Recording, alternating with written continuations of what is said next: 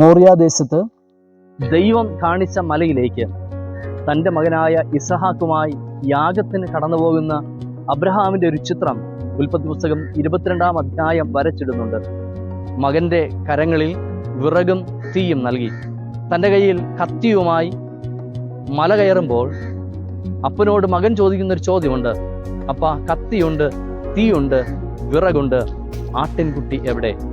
തലേ ദിവസത്തെ ദൈവത്തിൻ്റെ ആലോചന ഇതാണ്: നീ സ്നേഹിക്കുന്ന നിന്റെ ഏകജാതനായ പുത്രനെ മോറിയാദേശത്ത് ഞാൻ കാണിക്കുന്ന മലയിൽ കൊണ്ടുപോയി യാഗം അർപ്പിക്കുക എന്നത്. തകർന്നുപോയ ഒരു അവസ്ഥയിലാണ് അബ്രഹാം ആ നിമിഷമായിരിക്കുന്നത്. എങ്ങനെ മകനോട് പറയും, മകനെ, ഇന്ന് നിന്നെയാണ് ഞാൻ യാഗം അർപ്പിക്കുവാൻ പോകുന്നുവെന്ന്? പക്ഷെ അബ്രഹാം എന്ന് പറയുന്ന വ്യക്തിയുടെ വിശ്വാസ ജീവിതത്തെ വ്യക്തമാക്കി തരുന്നൊരു മറുപടി അബ്രഹാം പറയുന്നുണ്ട്: മകനെ, ദൈവം കരുതിക്കൊള്ളും. മകനെ, ദൈവം കരുതിക്കൊള്ളും.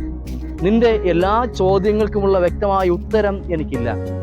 എൻ്റെ ജീവിതത്തിലും അനേകം ചോദ്യങ്ങളുണ്ട്. എന്നാൽ എനിക്കറിയാവുന്നൊരു സത്യമുണ്ട്: ഞാൻ നാളെയെക്കുറിച്ച് അറിയുന്നില്ലെങ്കിലും എല്ലാം അറിയുന്നൊരു ദൈവം എനിക്കുണ്ട്. എൻ്റെ ജീവിതത്തിൽ അടുത്ത നിമിഷം എന്തായി തീരും എന്ന് എനിക്കറിയില്ല. പ്രതിസന്ധിയിലും പ്രതികൂലങ്ങളുടെയും മധ്യയാണ് ഞാനായിരിക്കുന്നത്. പക്ഷേ എല്ലാം അറിയുന്നൊരു ദൈവമുണ്ട്. ആ ദൈവം കരുതിക്കൊള്ളും. ഈ ദൈവത്തിൽ ആശ്രയം വയ്ക്കാമോ? സ്വന്തം മകൻ പോലും നഷ്ടമാകേണ്ടുന്ന സാഹചര്യത്തിലും ദൈവത്തിൽ ആശ്രയിക്കുന്ന അബ്രഹാമിൻ്റെ ജീവിതം നമുക്കൊരു മാതൃകയായിരിക്കട്ടെ.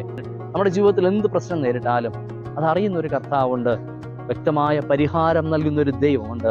ആ കർത്താവിൽ ആശ്രയിക്കുക. വിശ്വാസത്തോടെ നമ്മുടെ ജീവിതങ്ങളെ മുൻപോട്ട് നയിക്കുക.